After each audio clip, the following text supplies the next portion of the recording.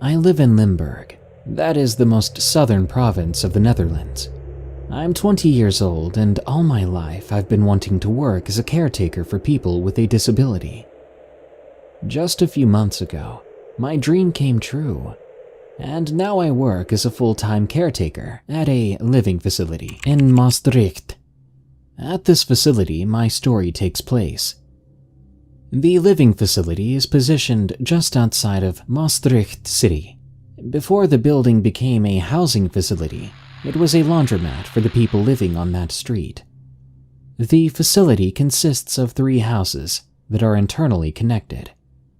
Each one can house 8 people. That makes a total of 24 patients that live in the facility. Each patient has his or her own room, ranging from small to large, to a separate bathroom and kitchen, to a shared bathroom in the hallway. I first began working at this facility when I was just 17 years old, as an intern for my education. The story starts 2 years ago, when one of my patients that had lived there for 3 years moved out to live at another facility. His family claimed that the patient did not feel safe in his room because he would hear knocking coming from his closet. We made our apologies for the inconvenience, but didn't think much of it. 1 month later, when the room was cleaned and disinfected, a new patient came to live in the empty room. It was an elderly man, who I'll just refer to as Rick.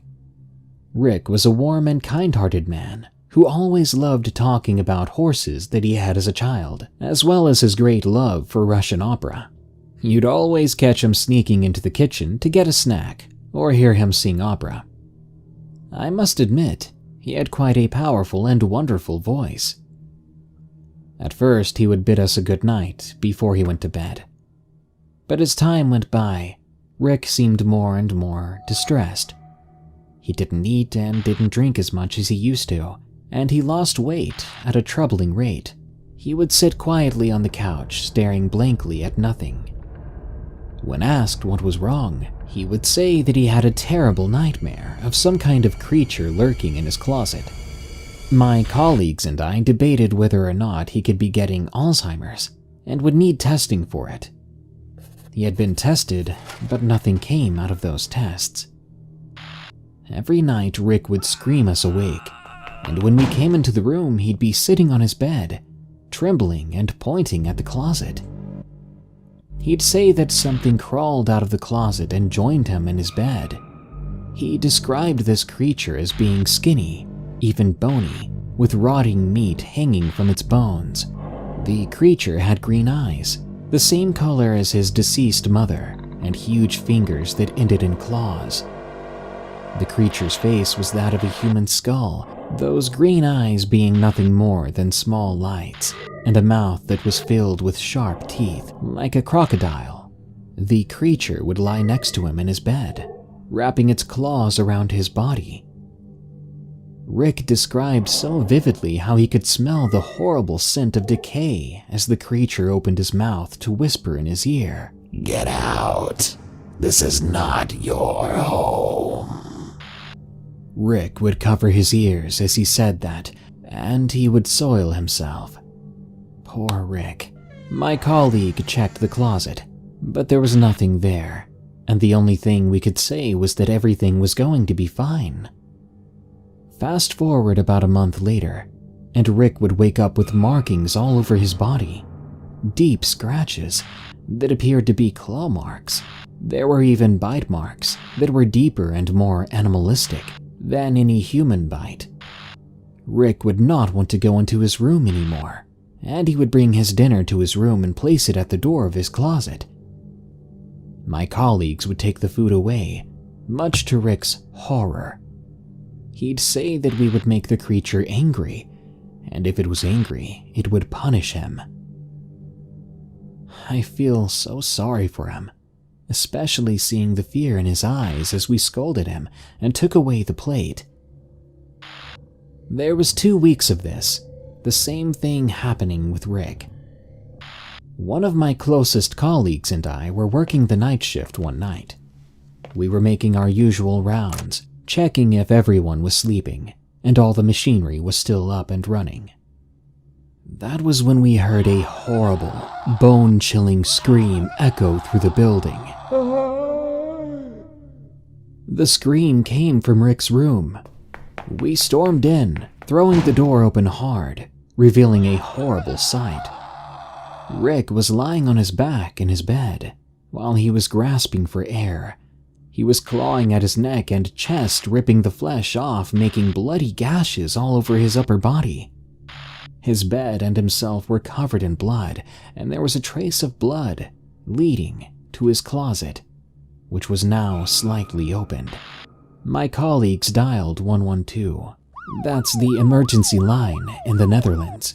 While I desperately tried to stop Rick from clawing, the only thing Rick did was scream, as if possessed, and stared at the ceiling. After what seemed like forever, the ambulance came and took Rick away. A week later, we received the sad news that Rick had died. The room once again was left empty. The blood was cleaned up by a cleaning company and the room would be occupied soon enough.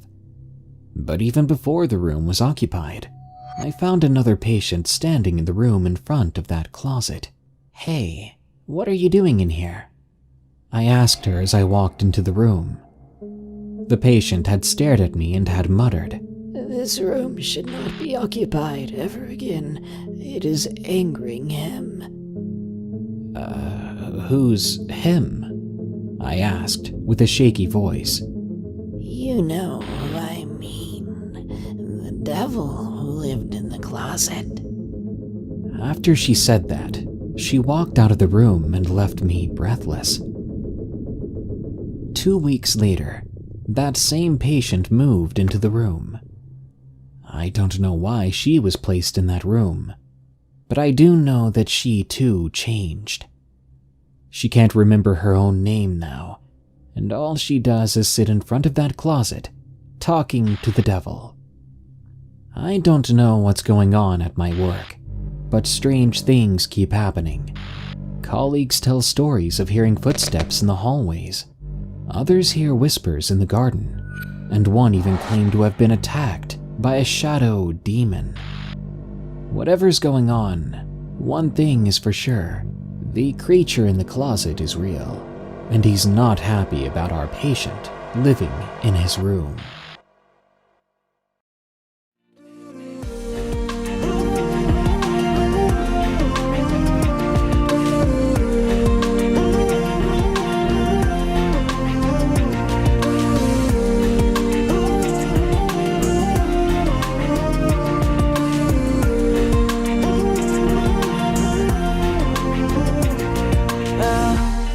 의미 없는 번호들이 기억나지. 휴대폰에 뜨지 않아 나는 알지. 고민하고 있어 깊어지는 밤이 초라하게 만들었지 너를 각인 시켜버린 그 목소리에 흐트러져 너는 어디에 그리워져 나는 거리에